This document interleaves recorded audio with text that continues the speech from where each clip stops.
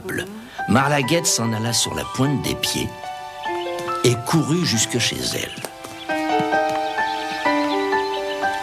Elle fit un grand pot de tisane, mais les grandes dents du loup cognaient contre la tasse et sa grande langue laissait échapper la moitié du liquide. Il n'aimait pas la tisane, mais Marlaguette avait une voix si douce qu'il n'y avait qu'à obéir.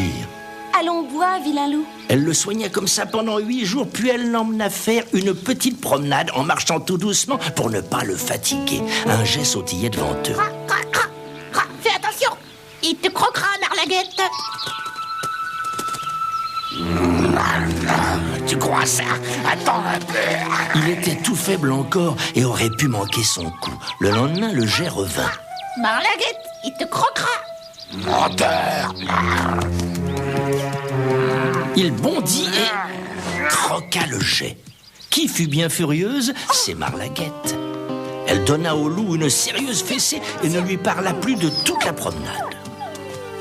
Je le ferai plus. Il avait l'air si repentant qu'elle lui pardonna. À partir de ce jour, il ne mangea plus une seule bête vivante. Dans la forêt, cela se sut vite. Les oiseaux ne s'envolaient plus quand ils passaient sur les chemins et les petites souris caracolaient jusque sous leur nez. Le loup en avait l'eau à la bouche, mais il trottait sagement aux côtés de Marlaguette. Mais alors, qu'est-ce qu'il mangeait? Des framboises, des myrtilles, des champignons, des herbes, du pain que lui apportait Marlaguette. Hélas, à ce régime, il dépérit.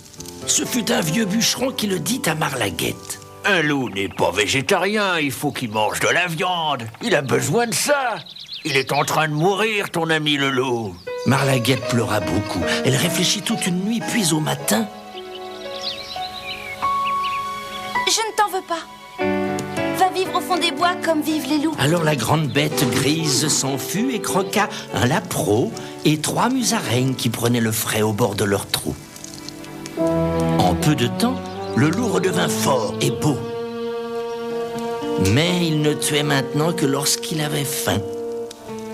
Et jamais plus il ne mangea de petit enfant. Parfois, de loin, entre les branches, il voyait passer la robe claire de Marlaguette. Et cela lui faisait à la fois plaisir et tristesse. Et Marlaguette regardait souvent vers le fond des bois avec son doux sourire, songeant à cette grande bête de loup qui, pour l'amour d'elle, avait accepté pendant des jours de mourir de faim.